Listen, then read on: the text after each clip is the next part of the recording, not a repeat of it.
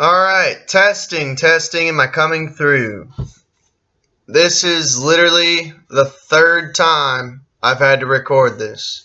I'm speaking sternly but not too loud, I'm not yelling, so hopefully it comes through clear as day. Or at least somewhat clear as day. I picked up a newspaper from Danville Advocate, the Advocate Messenger. The website is www.amnews.com. It's page A11. The issue is weekend August 4th through the 5th, 2018. Well, it is 2018, ain't it? Damn, time flies. But this is an article that actually includes my friend Jerry Sampson. Just a little shout out to him. He has a radio station that comes on at 10 a.m. I do not have the actual radio station written down. I have shouted him out before in previous videos, but where we had a fire in the old apartment, I lost that paper, so I'll give him a call and give him a proper shout out. He does have an antique bookstore on Main Street, Harrodsburg, Kentucky. So if you want to check it out, go for it. Just tell him Abe sent you. Maybe he'll hook you up. Maybe he'll give you a little bit of a discount or something. But he's a good guy. And honestly, a lot of the information and books that I source are like my little mini library is literally, I got half my books from him. And he's got books on conspiracies, religion, occult, supernatural, stuff like that. And he's introduced me to a lot of radio broadcasts like who's that one boo-boo that something Lewis? Clyde Lewis. He introduced me to him and stuff, so but I'm gonna read this little article. It caught my eye because the image is literally Shriner pins, which I'm going to display the image on this video. So, yeah, it caught my eye, and I was like, oh, man, that's Jerry Sampson. He's doing an article on Shriner pins. And as far as I know, I could be wrong, but you have to be 32nd degree at least to become a Shriner. So it's Masonic related. And that, I don't know, it just kind of caught my eye. Anyone who follows my channel knows that I'm into like conspiracies and stuff. So I'm going to read this article real quick. I'm not saying it's going to put out a bunch of information, but if anything, it's, I don't know, interesting, and hopefully I'm not wasting your time, but hopefully I'm entertaining at least. It starts with saying, question, hello Jerry, I'm sending you this email to get your help. I'm certain that these have no value, but I don't know what to do with them. Yard sale them or toss them. I cleaned out Dad's estate this time last year. We sold the house fast and just took everything and put it in storage. I have a box of about 50 of these pins, all different. I think that just about every man in my family has been in some type of club. Some I don't even know what they are. Any help you can give is much appreciated. Answer. Whoa, hold on there, Sparky. You need to have someone look at these pins. Many pins that were made and used before the 1950s were 10-karat gold. They could have scrap value. You don't want to toss or yard sale solid gold, do you? There was a time that many men of all walks of life belonged to clubs like Masons, Shriners, Oddfellows, and Order of the Moose.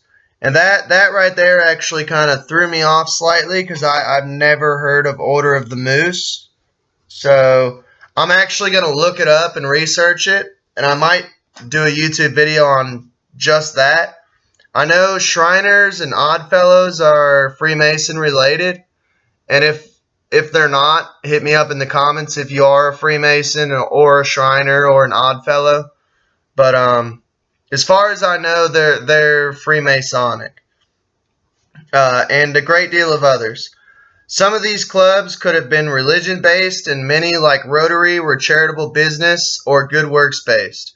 Some were borderline creepy. I did kind of like how he threw that in there. and some were very mundane. Basically, it was just a good excuse for men once a week or month to get together, socialize, smoke, drink, play games, or actually to make community plans for projects. I did like how he threw in the smoking and drinking too. Alright, I'm back. It cut off, man. I will make this video. This video will not stop. Sorry, man. We are having technical difficulties out the wazoo tonight. It's like I don't know, something's working against us, man. Could be Order of the Moose. You like that, boo-boo?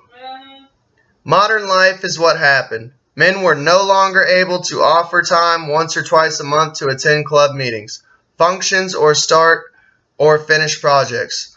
Life became hectic, so these clubs, like a lot of things, became lessened in memberships or attendance, or simply faded away completely. It's a shame, but it happens. Not just clubs, but churches, fairs and festivals, vacation spots, antique shows, and on and on. What was once thought of as fun or entertaining has been eliminated or has been dramatically changed by overwork, overtime, and manic TV, phone and computer habits. However, it's not all doom and gloom. Some clubs still hang on, though many of the heads of the members may be white or bald.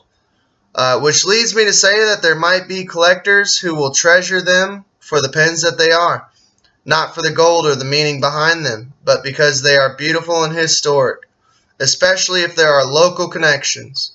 Many members, if the club isn't shuttered up, actively look for older pins to add to their collections. Of your pin photos, I selected 2 that are Shriners pins. I can't tell from your photos if they are marked for solid gold or not. However, I have found that many pins that are gold-plated or filled that are interesting range from a price to $5 to $20. In the field of a rare club or pin, that value could triple or more. It just depends on what you have, where, and how you sell it. eBay is a great place to investigate on what's selling, but look at sold and completed auctions, please. Thank you for a great question. So there you go. There you have it. Real quick, small article. Like I said, I don't know if it's any help at all with anyone who's diving down rabbit holes, but it was an interesting article that I found, and it was short enough. I figured I'd do a small little video on it. So you all have a good night. Be careful. Check out Jerry Sampson's shop if you can find his radio station. Like I said, I'm sorry I couldn't give a proper shout out, but I have shouted out his radio station broadcast before on previous videos, so check out those videos if you want. And I got a bunch of videos up my sleeve that I'm going to give you guys. Keep watching my channel. Hit the thumbs